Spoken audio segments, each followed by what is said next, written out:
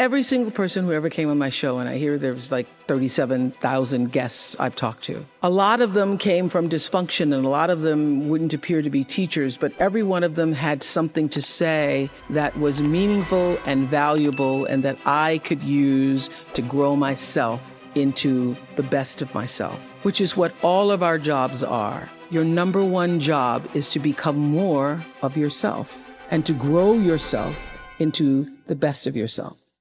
And so I had a lot of great teachers, as we all do. I was doing an Oprah show about a decade ago. One of my greatest teachers was a man named John Diaz. We were doing a show called Would You Survive?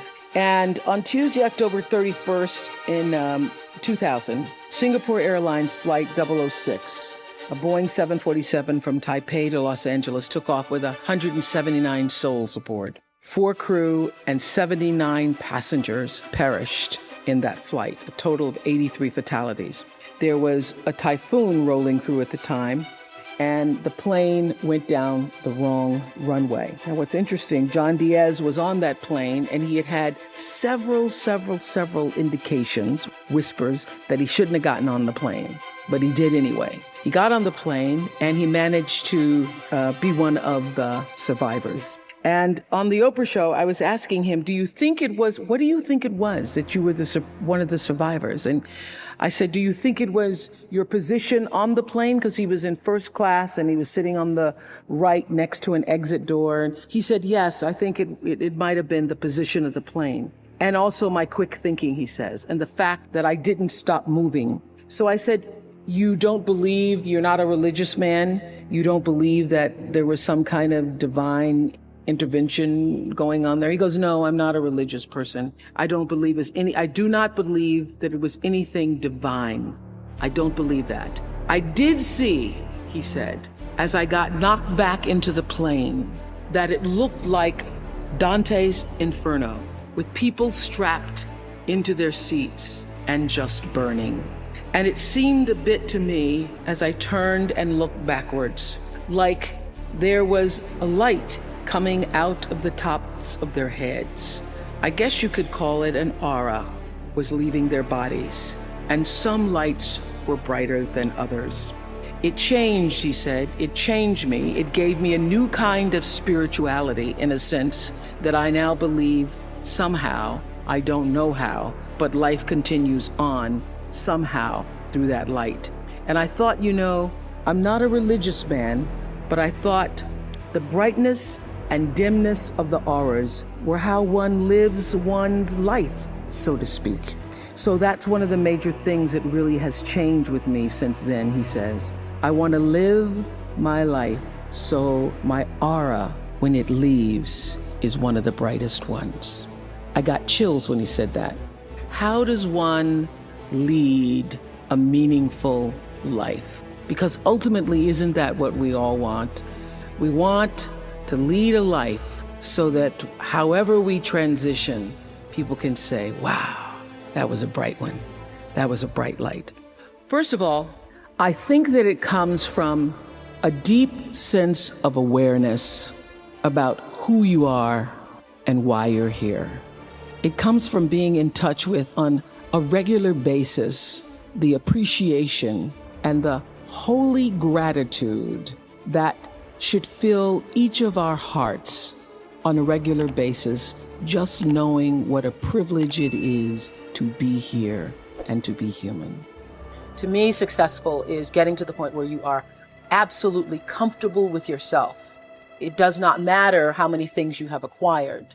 The ability to learn to say no and not to feel guilty about it, to me, is about the greatest success I have achieved. The fact that I have, in the public side, done whatever, it's all a part of a process for growing for me.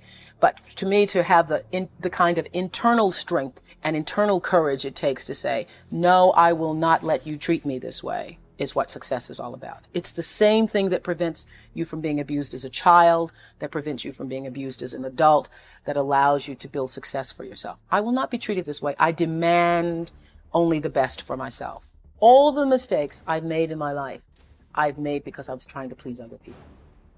Every one of them. There's not one that I've made because I did something because I really wanted to do this for myself. Every mistake I've ever made is because I went outside of myself to do something for somebody else that I should not have, to please them, just for the purpose of pleasing them. You are worthy to say no, that it's okay if you say no. It's okay if you say no and then people don't like you. That's really okay. The important thing is how you feel about what you're doing, how you feel about yourself. It's a long struggle though. And I'm just hoping that, in the work that I do on the show and the speaking that I do around the country, and that young people who are watching this can get the lesson sooner than I did. Because it's painful, because you keep repeating it over and over and over until you get it right. And what I found is that every time you have to repeat the lesson, it gets worse. Because I call it God trying to get your attention, the universe trying to get your attention. So we didn't get your attention the first time, so we're going to have to hit you a little harder this time. So I'm still doing it. I'm still learning.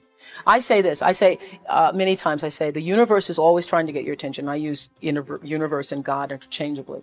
It's trying to get your attention. And sometimes it starts out, any major problem you encounter, it always started out as a whisper.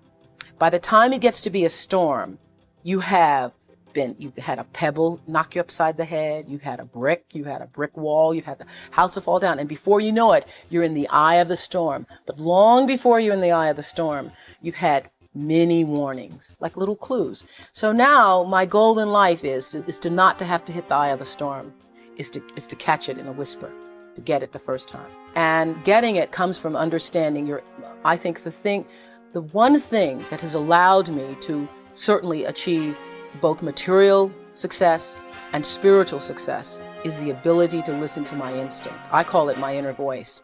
It doesn't matter what you call it, nature, instinct, higher power. But the ability to understand the difference between what your heart is saying and what your head is saying. I now always go with the heart. Even when my head is saying, oh, but this is the rational thing. This is really what you should do. I always go with that little feeling, the feeling.